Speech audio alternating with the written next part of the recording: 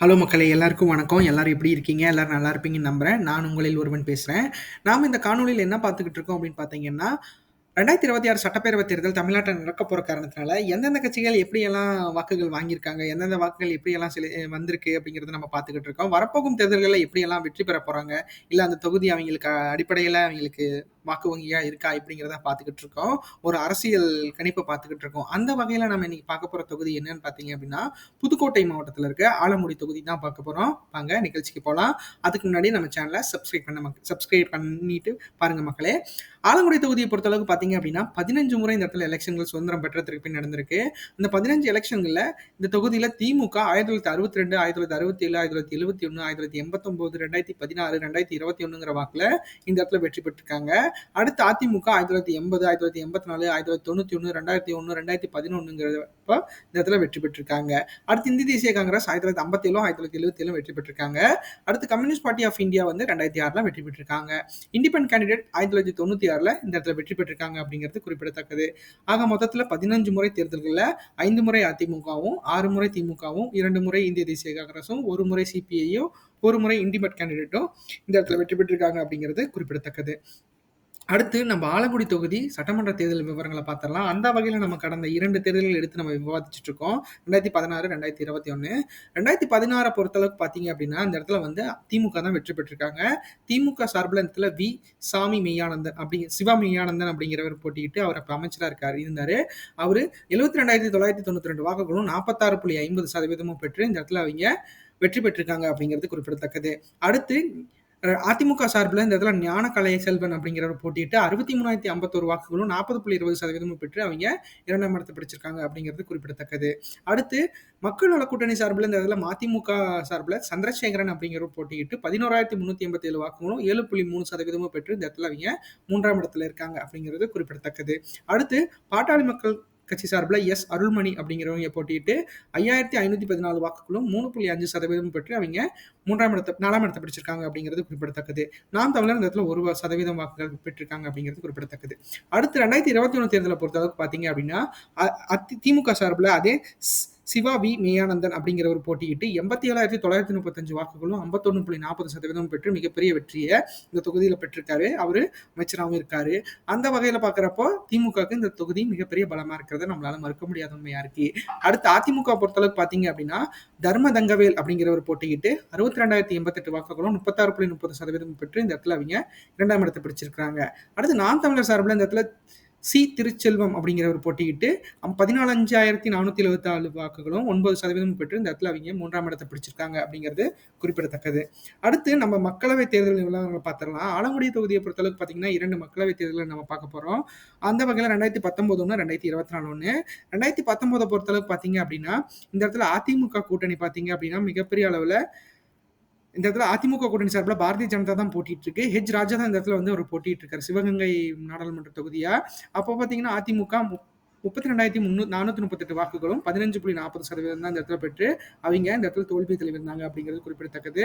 அடுத்து திமுக சார்பில் இந்த இடத்துல பார்த்தீங்க அப்படின்னா கார்த்தி பி சிதம்பரம் அவர் தான் வந்து 2019 போட்டியிட்டு அவர் வந்து 93,497 வாக்குகளோடு 44.39% பெற்று அந்த தொகுதியை இவங்க கைப்பற்றியிருந்தாங்க அப்படிங்கிறது குறிப்பிடத்தக்கது.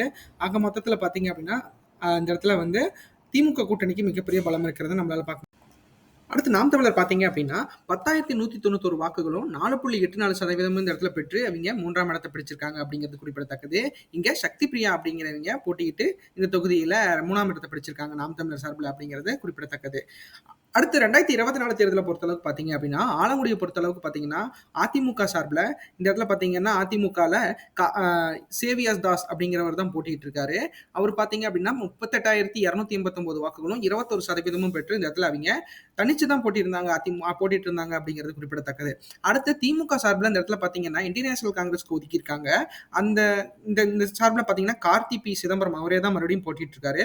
அவர் பார்த்தீங்க அப்படின்னா 71,290 வாக்குகளும் 39.10% திமுக கூட்டணியில நின்று பெற்றிருக்காரு அப்படிங்கிறது குறிப்பிடத்தக்கது. அடுத்து பாரதிய ஜனதா கட்சி சார்பில் பார்த்தீங்க அப்படின்னா தேவேந்திரன் அப்படிங்கிறவர் போட்டிக்கிட்டு 20,494 வாக்குகளும் 11.24% பெற்று இங்க 3ஆம் இடத்தை பிடிச்சிருக்காங்க அப்படிங்கிறது குறிப்பிடத்தக்கது. அடுத்து நாம் தமிழர் கட்சி சார்பில் எழிலரசி அப்படிங்கிறவங்க போட்டியிட்டு 25,082 வாக்குகள் பெற்று 13.76% பெற்று 3ஆம் இடத்தை பிடிச்சிருக்காங்க. இந்த பாரதிய ஜனதா பார்த்தீங்கன்னா 4ஆம் இடத்தை பிடிச்சிருக்காங்க அப்படிங்கிறது குறிப்பிடத்தக்கது. அடுத்து நம்ம 4 தொகுதி தேர்தல் நிலவரம் பார்த்துட்டு இருக்கோம். ஆலங்குடியை பொறுத்தளவுக்கு பார்த்தீங்க அப்படின்னா 4 தொகுதி நிலவரங்கள் பார்க்க போறோம். அந்த வகையில் அதிமுக பார்த்தீங்க அப்படின்னா 2016ல் 40.20%, 2019 15.40%, 2021 36.30%, 2024 21% பெற்று இந்த இடத்துல அவங்க கண்டினியூஸா வாக்குகள் சேகரிச்சு வச்சிருந்திருக்காங்க. பட் ஆனா 2024 தனிச்சு போட்டிட்டாங்க அப்படிங்கிறது குறிப்பிடத்தக்கது. 2016லயும் தனிச்சு தான் போட்டிட்டாங்க. ஸோ அந்த வகையில பார்க்குறப்ப ஆலங்குடி தொகுதியை பொறுத்தளவுக்கு அதிமுகக்கு சற்று கொஞ்சம் பவர் கம்மியா இருக்கிறத நம்மளால பார்க்க முடியும். அது போக போக கண்டிப்பா மீட்டுருவாங்க அப்படிங்கிறதுல எந்த ஒரு ஐயமும் இல்லை.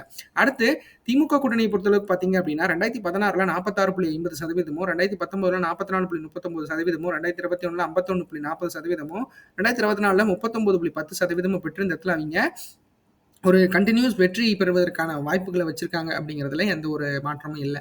அடுத்து நாம் தமிழரை பொறுத்தளவுக்கு பார்த்தீங்க அப்படின்னா 2016ல் 1%, 2019ல் 4.84%, 2021ல் 9%, 2024ல் 13.76% வாங்கி இவங்களோட வாக்கு சதவீதங்கள் இந்த இடத்துல அதிகமாக உயர்ந்திருக்கிறத நம்மளால பார்க்க முடியும். ஆக மொத்தத்தில் நாம் தமிழரை பொறுத்தளவுக்கு பார்த்தீங்க அப்படின்னா இந்த தொகுதியில் ஒரு கணிசமான வாக்குகளை அவங்க நிலை பெற்று வச்சிருக்காங்க அப்படிங்கிறதுல எந்த ஒரு மாற்றமும் இல்லை. அடுத்து ஆலங்குடி தொகுதி வாக்காளர்கள் எவ்வளவு இருக்காங்க அப்படிங்கிறத பார்த்துருவோம். அந்த வகையில் மொத்த வாக்காளர்களா இங்க 2,10,65 வாக்காளர்களா பதிவு செய்யப்பட்டிருக்காங்க. அதுல 1,04,397 ஆண்களும் 1,05,665 பெண்களும் இந்த இடத்துல வாக்காளர்களா பதிவு செய்யப்பட்டிருக்காங்க. 3ஆம் பாலினத்தவர்கள் பார்த்தீங்க அப்படின்னா 3 பேர் இந்த இடத்துல வாக்காளர்களா பதிவு செய்யப்பட்டிருக்காங்க. அடுத்து 18 வயசுல இருந்து 34 வயசு வரைக்கும் இருக்க ஏஜ் குரூப்ல பார்த்தீங்க அப்படின்னா 35,286 ஆண்களும் 35,715 பெண்களும் இந்த இடத்துல வாக்காளர்களா பதிவு செய்யப்பட்டிருக்காங்க. 35 வயசுல இருந்து 54 வயசு வரைக்கும் இருக்கீங்க பார்த்தீங்க அப்படின்னா 44,682 ஆண்களும் 45,225 பெண்களும் இந்த இடத்துல வாக்காளர்களா பதிவு செய்யப்பட்டிருக்காங்க அப்படிங்கிறது குறிப்பிடத்தக்கது. அடுத்து 54 வயசுல இருந்து 65 வயசுக்கு மேல இருக்கீங்க பார்த்தீங்க அப்படின்னா 24,429 ஆண்களும் 11.63%, பெண்கள் பார்த்தீங்க அப்படின்னா 24,726 பெண்களும் 11.77% பெண்களும் இந்த இடத்துல 54 வயசுல இருந்து 65 வயசுக்கு மேல இருக்கிறத நம்மளால ஓல்டேஜஸ் அப்படின்னு இருக்கவங்க இருக்காங்க. ஆக மொத்தத்தில் பார்க்குறீங்க பார்த்தீங்கன்னா மிடில் ஏஜஸும் இந்த இடத்துல அதிகமாக இருக்கிறாங்க அப்படிங்கிறது குறிப்பிடத்தக்கது. அடுத்து ஆலங்குடி தொகுதி வாக்குப்பதிவு சதவீதத்தை பார்த்துருவோம். அந்த வகையில் நம்ம கடந்த 8 தேர்தலை எடுத்து நம்ம பார்த்துக்கிட்டு இருக்கோம். 1989ல் 81.90%, 1991ல் 74.40%, 1996ல் 75.80%, 2001ல் 68.60%, 2006ல் 77.40%, 2011ல் 81.90%, 2016ல் 79.90%, 2021ல் 84.10% இடத்துல வாக்குகள் பதிவாயிருக்கிறத நம்மளால பார்க்க முடியும். ஆக மொத்தத்தில் இங்க இருக்கிற வாக்காளர்கள்லாம் அதாவது 1989 81% மேல வாங்கியிருக்காங்க. மற்ற இடத்துலலாம் பார்த்தீங்கன்னா கம்மியா இருந்துச்சு. ஸோ இந்த ஆலங்குடி தொகுதியை பொறுத்தளவுக்கு கொஞ்சம் ஹையா இருக்கிறத நம்மளால பார்க்க முடியும். 2026 தேர்தல் வாக்குப்பதிவு எதிர்பார்ப்பு சதவீதத்தை பொறுத்தளவுக்கு 81.97% இருக்கிறதுக்கு வாய்ப்புகள் அதிகமா இருக்கு. இந்த மக்கள் கண்டிப்பா இதை 100 பண்ணுவாங்க அப்படிங்கிறதுல எந்த ஒரு ஐயமும் இல்லை. அடுத்து பார்த்தீங்க அப்படின்னா 2026 ஆலங்குடி தொகுதி வாக்கு எதிர்பார்ப்பு 2026ல எப்படி இருக்கும் அப்படிங்கிறத பார்த்துலாம்.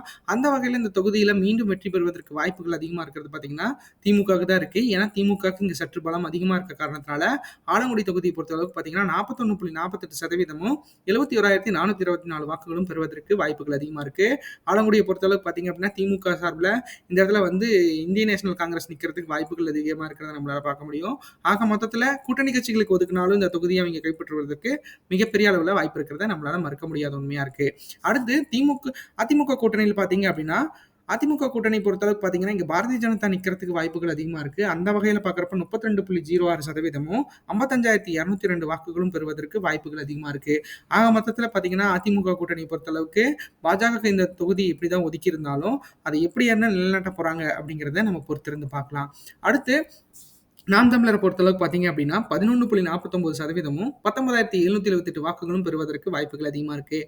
நாம் தமிழரை பொறுத்தளவுக்கு பார்த்தீங்க அப்படின்னா 2024 மிகப்பெரிய அளவில் அவங்க வாக்குகளை இங்கே சேகரித்து வச்சிருந்தாங்க அப்படிங்கிறது குறிப்பிடத்தக்கது. ஸோ அதை மறுபடியும் அந்த பேட்டர்னை ஃபாலோ பண்ணுறதுக்கு வாய்ப்புகள் அதிகமாக இருக்குது. ஸோ எப்படி இருந்தாலும் நாம் தமிழருக்கு ஒரு கணிசமான வாக்குகள் இந்த இடத்துல கிடைக்கிறதுக்கு மிகப்பெரிய வாய்ப்பு இருக்கிறத நம்மளால மறுக்க முடியாத உண்மையாக இருக்குது. அடுத்து தமிழகத்துக்கு புது வரவாக வந்திருக்க தமிழக வெற்றி கழகத்தை பொறுத்தளவுக்கு பார்த்தீங்க அப்படின்னா அவங்க இப்போ வரைக்கும் பார்த்தீங்க அப்படின்னா வாக்குப்பதிவு சதவீதங்கள் எதுவுமே அவங்களுக்கு ரிஜிஸ்டர் ஆகலை. பட் ஆனால் அவங்களுக்கு இருக்கிற ஏஜ் வைஸ் கேட்டகரியோட அந்த பீப்புள்ஸோட வச்சு பார்க்குறப்போ பார்த்தீங்க அப்படின்னா 13.90% 23,931 வாக்குகளும் பெறுவதற்கு வாய்ப்புகள் அதிகமாக இருக்குது. ஆக மொத்தத்தில் தமிழக வெற்றி கழகத்தின் நிறுவனரான விஜய் அவர்கள் பார்த்தீங்க அப்படின்னா மிகப்பெரிய அளவில் வந்து பிரச்சாரத்தை வந்து ஃபஸ்ட்டு பண்ணிட்டு இருந்தாரு. பட் அப்புறம் ஒரு சின்ன சின்ன இன்சிடென்ட்ஸ் எல்லாம் கொஞ்சம் துக்க செய்திகள்லாம் வந்தாங்க அப்புறம் கொஞ்சம் ஹோல்ட் பண்ணி வச்சிருந்தாங்க. ஸோ மீண்டும் அதுக்கான முன்னேற்பாடுகள் நடந்து கொண்டிருக்க காரணத்தினால கண்டிப்பாக அதை வந்து நல்லா எதிர்பார்ப்போட பண்ணுவாங்க அப்படிங்கிறதுல எந்த ஒரு ஐயமும் இல்லை. ஸோ கண்டிப்பாக வந்து இங்கே இருக்கிற யங்ஸ்டர்ஸோட மனநிலைமை புரிஞ்சுக்கிட்டு கண்டிப்பாக விஜய் அவர்கள் இந்த இடத்துல இந்த பர்சன்டேஜ் வாங்குறதுக்கு வாய்ப்புகள் அதிகமாக இருக்கிறத நம்மளால பார்க்க முடியும்.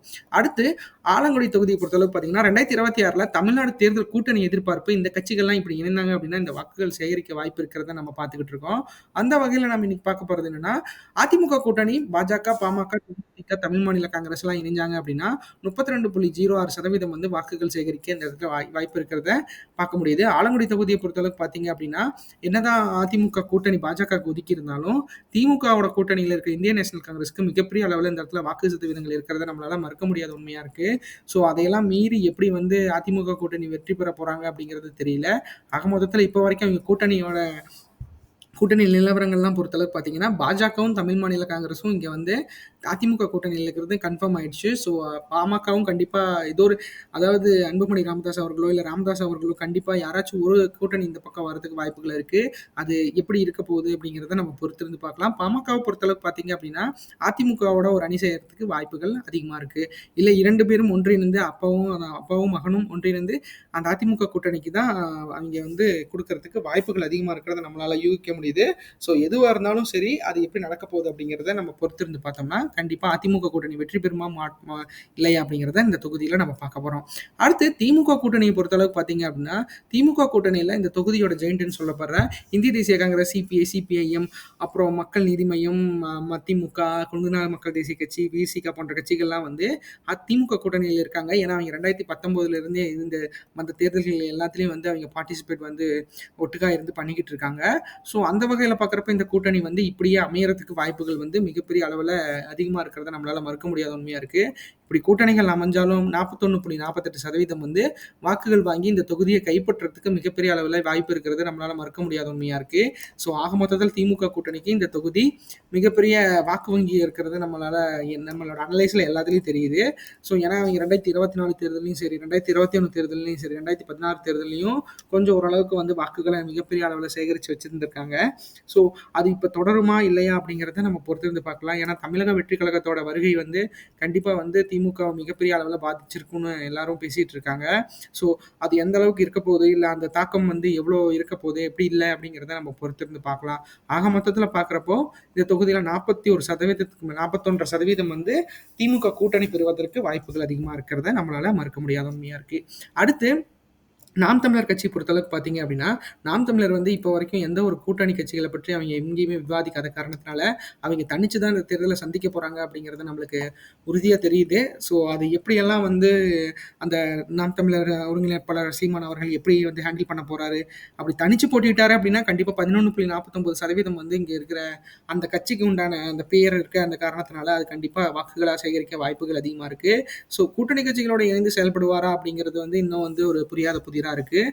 ஸோ அதை எப்படி சீமான் அவர்கள் வந்து மாற்ற போறாரு, இல்லை ஏதோ ஒரு கூட்டணி கட்சி கூட செய்யற போறாரா? இந்த தொகுதியை பொறுத்தளவுக்கு கூட்டணின்னு பார்த்தீங்க அப்படின்னா இந்திய தேசிய காங்கிரஸோடையோ இல்லை திமுகவோடையோ சேர்ந்தாங்க அப்படின்னா மிகப்பெரிய அளவில் மாற்றங்கள் இருக்கிறதுக்கு வாய்ப்புகள் இருக்கு.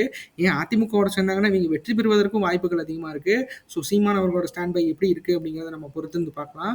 இப்போ வரைக்கும் அந்த கட்சிக்காரங்க யாருமே வந்து நாம் தமிழரை பொறுத்தளவுக்கு வெளியே கூட்டணிகளை பற்றி எப்பயுமே விவாதிச்சதில்லை. ஏன்னா அவங்க வந்து நிரந்தர எதிரி காங்கிரஸ், கொள்கை எதிரி திமுக அப்படிங்கிற மாதிரி ஒரு ஸ்டாண்ட்லேயே அதை எப்பயுமே இருக்காங்க. ஸோ அவங்க இணையறதுக்கு வாய்ப்புகள் ரொம்ப ரொம்ப ரொம்ப கம்மியாக இருக்க காரணத்தினால இது எப்படியெல்லாம் நிகழப்போகுது, இல்லை 2026 எலெக்ஷன் வந்து எப்படியெல்லாம் நம்மளுக்கு ஸ்டேட்டஸ் கொடுக்க போகுது அப்படிங்கிறத நம்ம பொறுத்திருந்து பார்க்கலாம். அடுத்து அந்த தமிழக வெற்றி கழகத்தை பொறுத்தளவுக்கு பார்த்தீங்க அப்படின்னா அவங்களுக்கு இப்போ வரைக்கும் கூட்டணி பற்றி அவங்க எந்த ஒரு இடத்துலையும் விவாதிக்காத காரணத்தினால, ஏன்னா இபிஎஸ் அவர்கள் வந்து பலமுறை வந்து பேச்சுவார்த்தை நடக்குது அப்படிங்கிற மாதிரி ஒரு ஹிண்ட்லாம் கொடுத்துட்டு இருந்தாலும் அது வந்து தமிழக வெற்றி கழகத்தின் சார்பில் வந்து எந்த ஒரு அஃபிஷியல் கன்ஃபர்மேஷன் நோட்டீஸ் வரல. ஸோ அந்த வகையில் பார்க்குறப்ப இவங்க தனிச்சு தான் போட்டியிட போகிறாங்க. இந்த தேர்தலில் கண்டிப்பாக தனிச்சு தான் களம் காண போகிறாங்க அப்படிங்கிறதுல எந்த ஒரு ஐயமும் இல்லை. ஸோ அந்த வகையில் தனிச்சு போட்டிட்டாங்க அப்படின்னா 13.90% வாக்குகள் வந்து ஆலங்குடி தொகுதியை பொறுத்தளவுக்கு தமிழக வெற்றி கழகம் பெறுவதற்கு வாய்ப்புகள் அதிகமா இருக்கு. ஏன்னா, இவங்க தமிழக வெற்றி கழகத்த பொறுத்தளவுக்கு பார்த்தீங்கன்னா, திமுகவுக்கு மிகப்பெரிய அளவுல வந்து சவாலா இந்த தொகுதியில இருந்துட்டு இருக்காங்க. அதாவது இந்த தொகுதி மொத்தமா தமிழ்நாட்டுல அவங்களுக்கு சவாலா இருந்துகிட்டு இருக்காங்க. ஸோ அது வந்து வெற்றி பெறும் நோக்கத்துக்கு விட இந்த வாக்குகள பிரிக்கிற நோக்கம் வந்து அதிகமா இருக்க காரணத்தினால, ஏன்னா 90% வாக்குகள பிரிக்கும். 10% வந்து அவங்கள வீழ்த்துறதுக்கு தமிழக வெற்றி கழகத்துக்கு வாய்ப்பு இருக்கிறத நம்மளால மறுக்க முடியாத உண்மையா இருக்குமோ அப்படிங்கிறத நம்ம பொறுத்திருந்து பார்க்கலாம். ஆக மொத்தத்துல தமிழக வெற்றி கழகத்த பொறுத்தளவுக்கு தன்னிச்சையா போட்டியிடுறதுக்கு வாய்ப்புகள் அதிகமா இருக்கு. இந்த காணொளி உங்களுக்கு ரொம்ப பிடிச்சிருக்கும்னு நினைக்கிறேன் மக்களே. கண்டிப்பா நம்ம சேனல சப்ஸ்கிரைப் பண்ணி வச்சுக்கங்க. சப்ஸ்கிரைப் பண்ணி, லைக் பண்ணி, ஷேர் பண்ணி, கமெண்ட் பண்ணுங்க. நம்மளுக்கு எந்த ஒரு இன்ஃபர்மேஷன் இருந்தாலும் தெரியப்படுத்துங்க. நாங்க கண்டிப்பா தெரிஞ்சுக்கிறோம். எங்களோட இன்ஃபர்மேஷன் உங்களுக்கு பிடிச்சிருந்தா நீங்க இத சப்ஸ்கிரைப் பண்ணி எங்களுக்கு நல்ல ஒரு ஆதரவ குடுக்கணும் அப்படிங்கிறது இந்த ஒரு என்னோட ஆசையா இருக்கு. கண்டிப்பா என்னோட ஆசைய நீங்க நிறைவேத்துவீங்கன்னு நினைக்கிறேன். நன்றி, வணக்கம்.